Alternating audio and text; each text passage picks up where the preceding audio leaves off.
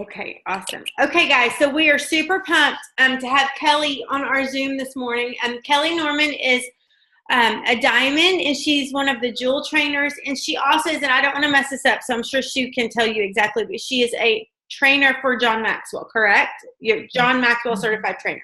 And so she is actually coming to the Dallas area. I believe it's the 27th of January. She's going to be in Grapevine. Ariele and Natalie Knaby are hosting her, and so she's going to have an amazing workshop that day. I know lots of y'all already have tickets, and so we're super excited about that. So we will post the link to that again in the team pages today. But so we wanted Kelly just to hop on and share. I mean, she has the floor, but she can share a little bit about that workshop as well, so everybody knows what's going on with that. So I'm just going to give it to Kelly. If you have questions, just type them in the chat, and when we get done, when she gets finished, we'll go through the questions if we have time. So anyways, take it away, Kelly. Thank you so much for being on. Thank you for letting me on your team call, on your Zoom here. I am so excited to talk to you this morning. So, all right, I have been teaching on several Zooms. Hopefully this is the first Zoom that you're on, but the message that I've been teaching this month is about your purpose, your vision, and your goals. Now, I'm going to talk to you about my workshop, but I just didn't want to come on here and say, hey, you need to come to my workshop and tell you what it's about. I wanted to give you something to walk out in 2018. I want to add some value to your life. And so let's jump into here. So it's about a 20-minute teaching that I think, guys, could be exactly what you need to burst forth with the growth that you need this year. I'm going to say something to you really quick. So just absorb this. What if I told you we create what we want in our lives? So just let it kind of soak in. We create what we want in our lives. You see, personally, I believe that God created me, and I believe He created you. And I believe that God is the mighty creator. Everything we see here, the beauty we see, He created it. And in Genesis, it says that He created us in His image. So if He is the mighty creator, if we are created in His image, then we are creators, right?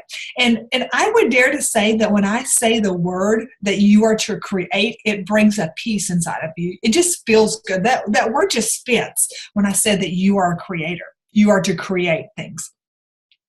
I think because we have been in a mode of striving, we have been in a mode of hustle, we have been in a mode of grind, that we have kind of forgot that really we are supposed to flow out of a place of creating and manifesting. And I'm going to bring it all together to you here, and you're going to get a hold of this. Okay. I'm going to say something else. Everything that you need has already been given to you. Many of us walk around at times and we thought, oh, I've just got to obtain, I've got to get, and you're just in this struggle mode. And it kind of even can go into a scarcity and poverty mentality that you have lack. But truthfully, I had a man tell me this one time, and it stuck with me. He said, where the finger of God points, His palm provides. And so when I look out here and I look into your eyes and I see destiny, I see purpose. I believe before you even took your first breath upon this earth that your days were planned for you and you had an amazing purpose. And I believe that everything you need to fulfill that purpose is already inside of you. The seed is there. But see, we have to water it. We have to nurture it. We have to tap into it. Everything you need is within you. So, but the problem is this word called self-esteem, this word called ego, and that keeps us from fulfilling these things. It keeps us from tapping into that. So I have a great example. Remember the first time that you rode a bicycle, okay? Remember back years ago, and you were learning to ride that bicycle. And I remember mine ever so clearly because I was horrible at riding a bike. It took me forever to learn. And I'm still not the best bike rider in the world, but I can ride a bike. Okay, so I remember the little house that we lived in, and I would take my bike and I would push it up the hill, and I would get on, and I would get on it, and I would go down the hill because there was momentum, right? And at the bottom of the hill, the same thing happened every time. I fell.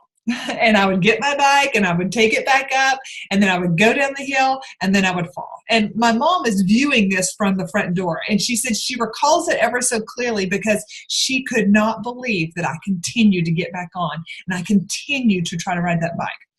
The point I'm going to make here is that when I fell, I don't think that I said, I'm so stupid, I can't ride a bike. I was just a little kid. I may have said, that stupid bike. Right? And so I got back on and I went back. Here's another example that I love to share, is that there was 100 kindergartners, and a man comes into the kindergarten class and he says, who can dance? And so the 100 kindergartners stood up, and then he had them sit back down. He said, okay, who can sing? Well, 100 kindergartners stood up. And then he steps out and he goes to a room of 100 adults, and he says, who can dance? And only about 15 adults stood up. And then he says, who can sing? And once again, only 15, 20 adults stood up. My friends, I just want to ask you, who told you that you couldn't dance? Who told you that you couldn't sing? Something happened from when we were kindergartners to where we are now that is stealing our purpose, that is stealing our vision, that is stealing our goals and our dreams. I think our mindset is so very important. And I think we need to take a look at this because it is the key of tapping in to being who you are called to be. All right, so when you look at animals and you look at kids, they automatically create. Think about a spider. It just creates the web.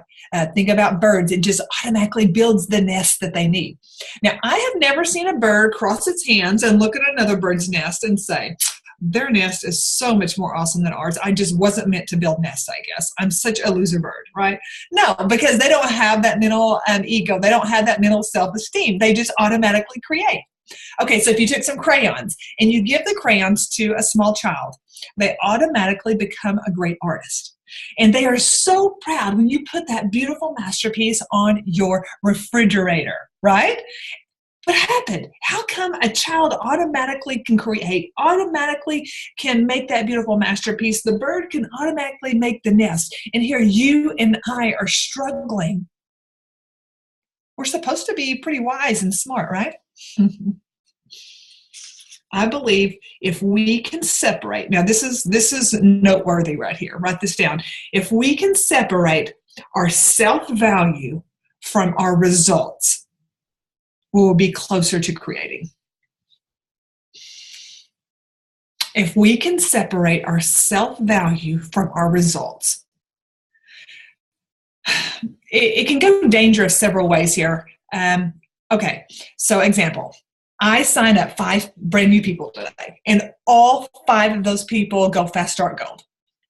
At the end of the day, when I walk past the mirror and I look at myself, I'm going to be thinking, well, I'm all that in a bag of chips, right? I'm going to be thinking I'm a pretty great leader. Okay, so what if today I reach out to 20 people and they all tell me no? And then I have 5 of my rock stars move to another company, and then my customers quit because they're like growing hair in all weird places or something funky. Okay, so at the end of the day, when that happens to me and I walk past the mirror and I look at myself, it's going to be so easy for me to add my self-value to my results of that day. Both ways is so dangerous. Mother Teresa has a quote that I have taken as my life motto, and you'll hear me say this when I speak, always tied in somewhere, is that do not let praise or criticism move you, but be humble. My motto in life is not to let my results move me, not to let the praise and not to let the criticism, not to let the amazing productive days and the days that really got nothing done change who Kelly Norman is when she looks in the mirror. When I look in the mirror, I have to find my self-image. I have to find my value. I have to see my identity as worthy, as who God says I am, not from my results that I had that day. And I would dare to say that you're struggling with that. Because I've struggled with it, because we're human. But if we can learn to separate it, I think we'll be 1,000 times more confident, 1,000 times freer, happier, and it will be automatically we will find it easier to create. So let's jump into the training here. Let's talk about purpose. So if I came to you and I said, Beth, Melanie, Terry, what's your purpose? I know that possibly your hands start to get a little sweaty and your heart starts to beat a little bit, because you might say, Kelly, I don't know. I've been struggling with that. I just can't find my purpose. It's okay. You do not have to tell me your purpose right now. But what you do have to do is tell me that you'll be moving towards it. And I'm going to give you some things that's going to help you find your purpose. For those of you out here that says, I just don't know my purpose. John Maxwell talks about asking great questions. He even wrote a book, Great Leaders Ask Great Questions. I believe the key is you and I asking ourselves great questions. So here's some of those questions. I would ask you, what is it that you talk about? If you and I went to dinner and the whole conversation was going to be over what you wanted to talk about, that would be fun, wasn't it? So I get to sit across the table from you and listen to what fires you up. You got to choose the topic. What would you want the topic to be? What do you talk about that just starts a flame that fills you up? What is it that you do that fills you up, that you feel so complete after you do this? So what do you want to talk about? What do you like to do? Answer those questions. Now, what is it that if I called you on the phone and I said, I need you to, and then you fill in the blank, and there's no time for you to prepare or to do anything else, but I just need you to do it right then. Boom. What could you do that I would need from you that was like, oh, that's easy? John Maxwell calls this your God-given gift.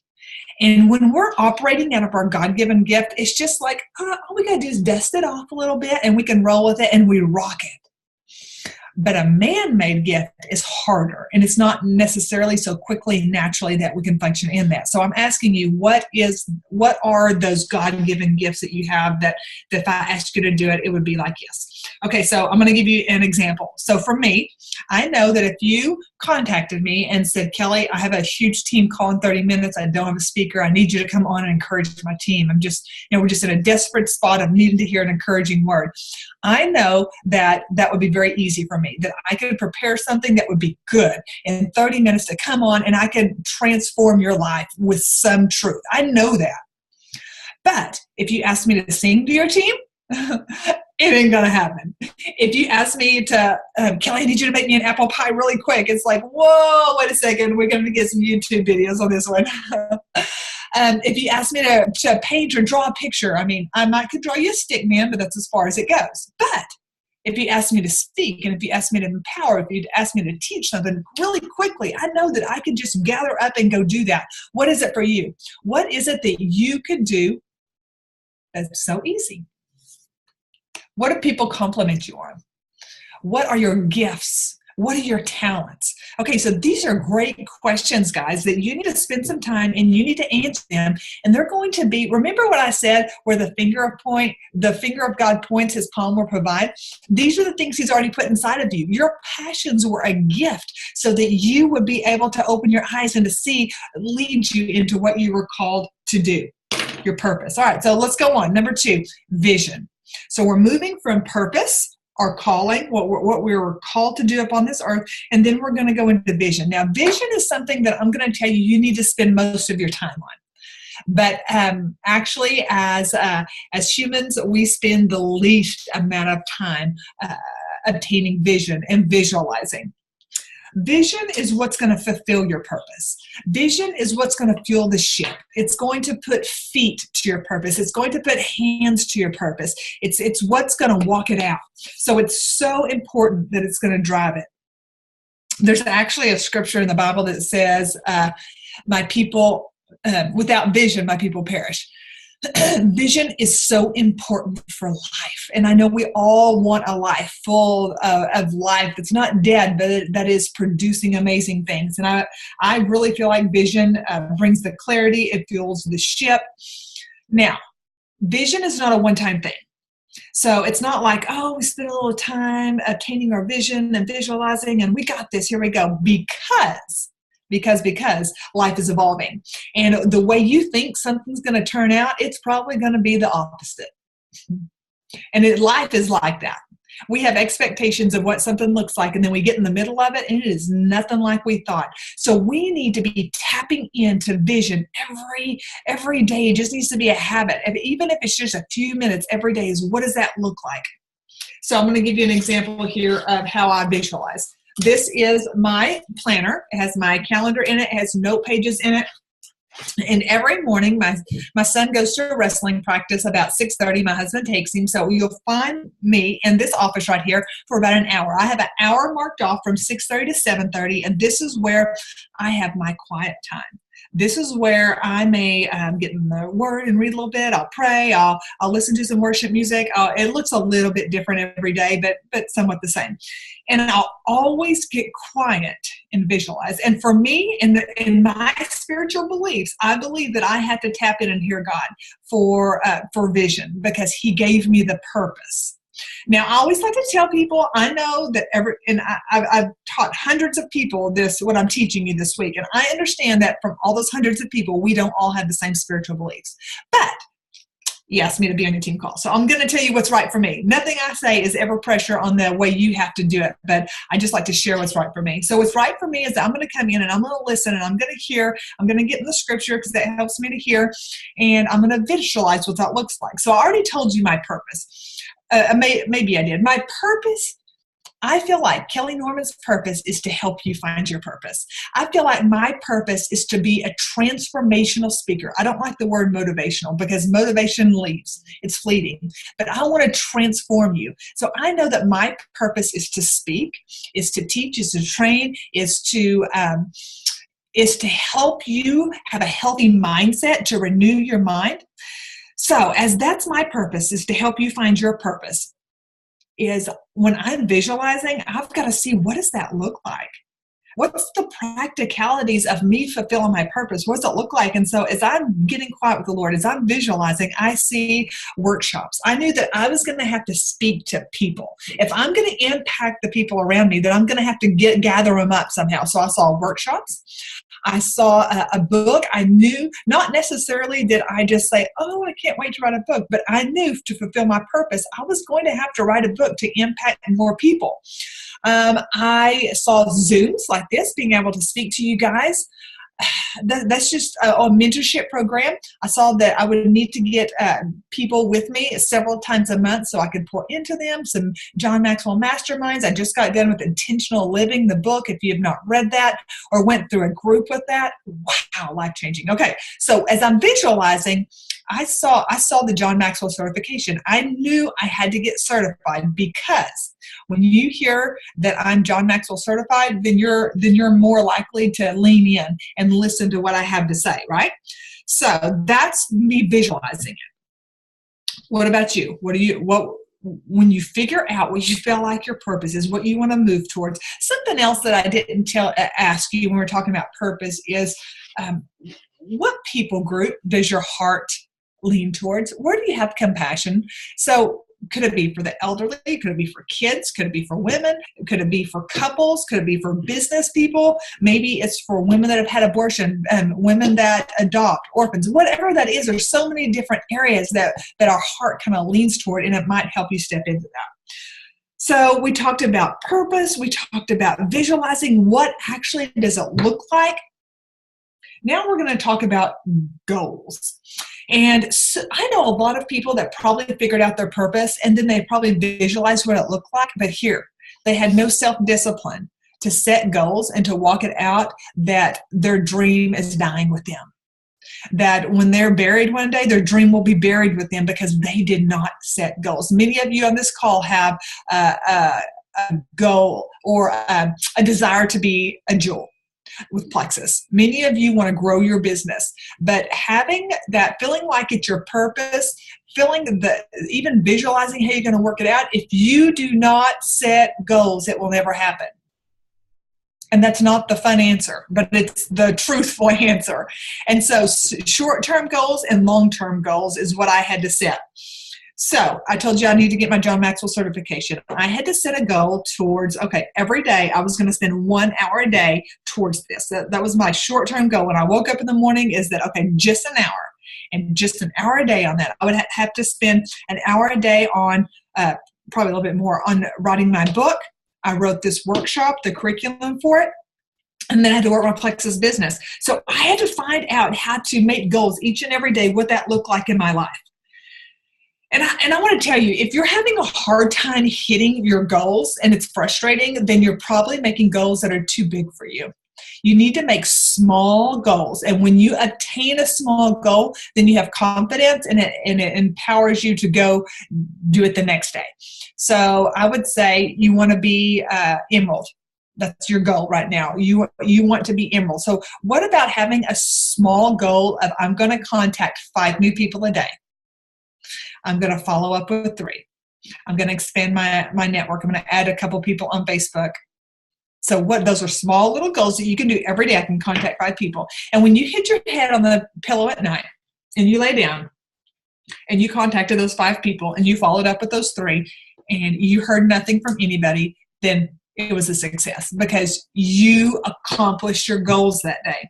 John Maxwell talks about if there's a tree in your backyard and you want that tree to come down, if you get a very sharp axe and you walk out to that tree and you take 5 swings at that tree, you gather up your axe and you go in the house. The next day, you take your axe, you walk outside and you do 5 swings. Every day, if you go outside and you take 5 swings at that tree with that sharp axe, it's going to come down.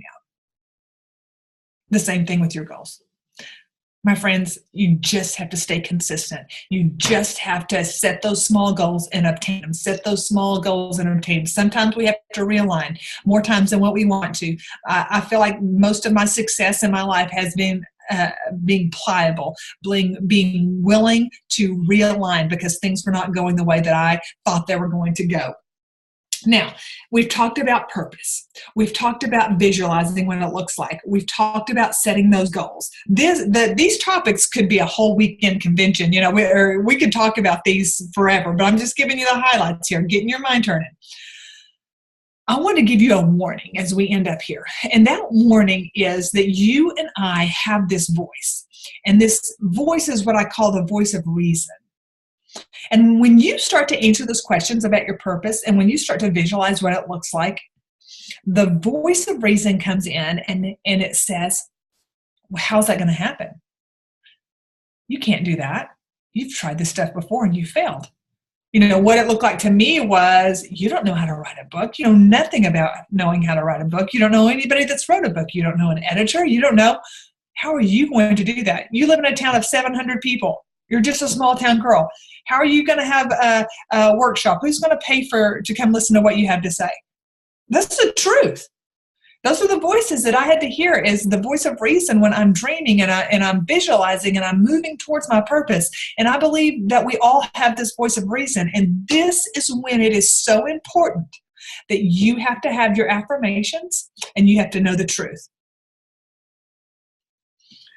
And that, my friends, leads us to my workshop on January 27th. I feel like that I specialize in helping you create affirmations for your purpose. Now, saying positive things cannot hurt you, and it's a great thing. But when you can make affirmations that are specifically for your purpose, specifically for your life, specifically for what you're visualizing, then that's when the fireworks start. That's when things start to happen. And I believe our affirmations should be personal, should be where we are. And I feel like I have a great formula that's very easy, that's going to help you make affirmations for your life to walk it out. So I'm going to talk to you a little bit about the workshop now. That workshop is going to start off in the morning at 9 o'clock, and I'm going to start off with talking about identity. I'm so passionate about this topic, identity. I'm going to talk about identity, I'm going to talk about mindset, and then I'm going to talk about affirmations. Through the morning here on this first session, I weave my personal story that you've never heard before. And the only time that you'll ever hear all the details of my life will be at this workshop, at the workshops that I do. When I started these workshops, I felt like God told me that I had to be authentic and I had to be vulnerable about my life. And I've been obedient to Him, and I have shared that at these workshops. And so it's probably, you're probably going to be really surprised, and it's not going to be what you thought it's going to be. So after that, we'll go into talking about offense. Now, there was a time in my life when I was sick and tired of strife. I was sick and tired of always feeling like I was offended. And so I have learned how to let go of that and live a life not offended. I believe that I have the tools and that I can teach you simply. One thing is that if you ever come to my teachings, everything within me tries to make it so simple. I will never talk over your head because I'm a very simple person and I learn through simplicity. And I focus on giving you tools that you can put in your tool belt. See, everybody has an imaginary tool belt on. And some of you have been equipped quite well, and some of you haven't. And so I'm going to give you some tools to put in your tool belt that you can live a life not offended. I believe it with everything in me. And then we're going to go into boundaries. So we're going to talk about setting boundaries with people, setting boundaries with food, with money, all different areas, and why you need boundaries. You need to know the importance of why you need boundaries. And we're going to talk about that. Then we'll break for lunch, and that's when I'll have my book on hand. So if anybody wants to purchase a book there, actually, nobody knows this yet, but I think my book's going to be on Amazon tomorrow. I'm so excited about that in the final stages. So whether you purchase your book now, if it comes on Amazon tomorrow, you can purchase it. I'll have 400 books at the workshop. I will sign the books. Anybody wants me to sign it. And you can go to lunch. You can bring your lunch, whatever that looks like. The afternoon, I'm going to teach on John Maxwell's book, How to Put Your Dream to the Test. This is a wonderful book that John has wrote. I love it. It's one of my favorites. We're going to talk about your dreams. And we've talked a little bit about that today, but we're going to talk about, are you sure your dream is your dream, or did somebody else put this on you? Because so many times we walk around with a dream that somebody else convinced us was our dream. We took somebody else's dream and we put it on, and really it wasn't specifically for our life. So we're going to bring ownership to what your dream is. We're going to bring clarity to it. We're going to teach you how to set a pathway out, a strategy out, how to walk that dream out.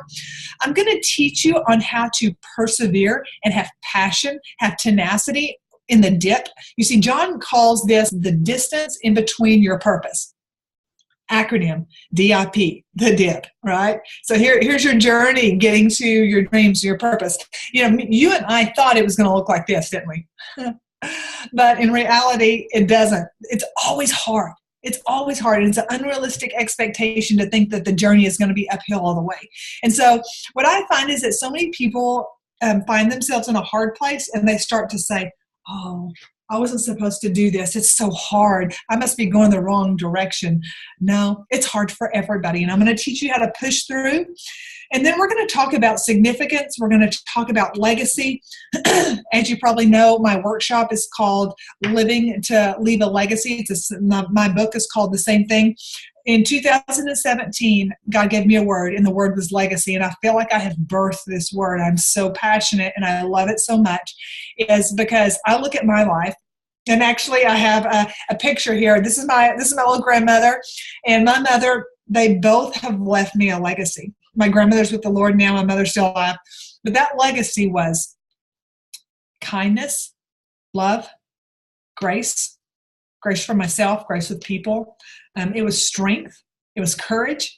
And those things have gotten me through times in my life that were very, very, very hard.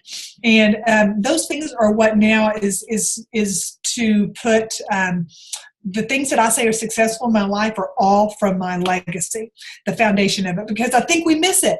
We talk about legacy, but is anybody talking about if you want to leave your children, your grandchildren, your great-grandchildren? I believe that 100 generations after you, their life can be affected by the choices that you made.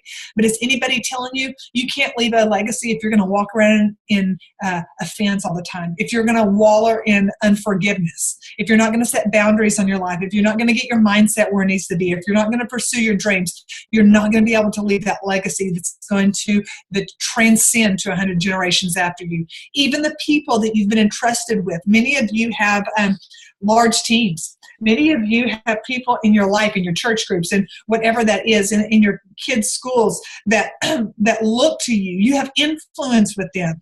You can even leave your legacy through their life. Some of you may be teaching a teenager's Sunday school class or teaching kids in church. I don't know what that looks like, but those are things that are so important that can alter somebody's life. And guys, you've got to be whole, because the world needs your dreams, the world needs your purpose, and the world needs you whole and healthy and operating in that. And that is my mandate right now, and that's what I'm carrying. So January 27th, Grapevine, Texas.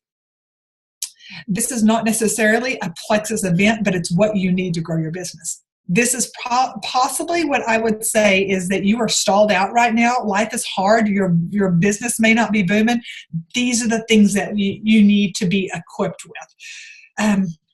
So that is what I had for you today. And thanks for letting me come on and share with you guys. I would love if anybody has any questions or. It was awesome, Kelly. Thank you so much. I know everybody's super excited about you coming. And I giggled when you were talking about that you don't make apple pie, because you know that I learned to make biscuits. My kids were talking about that the other day from you. So Kelly and her sister, I adore them. They're precious. And well, actually, it's my sister that makes the biscuits. Well, y'all are both on there making them. And so anyways, one day they were in this live video making homemade biscuits. And of course we had to do that here. So you said that it made me giggle, because I've learned that something from y'all. So anyway. Oh yeah. So Alicia talked about convention being named Legacy. And so that was the first that I heard about it at Super Saturday when you guys heard it. And it was just such confirmation that this is where we're supposed to be going.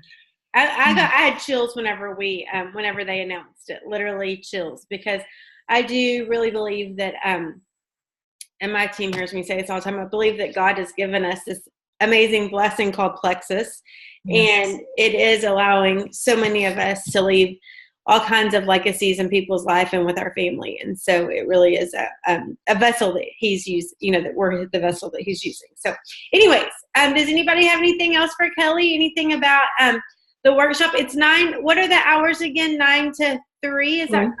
9 to 3, yeah, and we'll break for lunch. So I know that there's a lot of places to eat lunch there, or if you want to bring your lunch, because to me it's probably going to be hard to go out and get lunch in just an hour time. So I don't know. And I'll get Ariele to post the link. I know there's still seats available for sure, and we will keep posting that.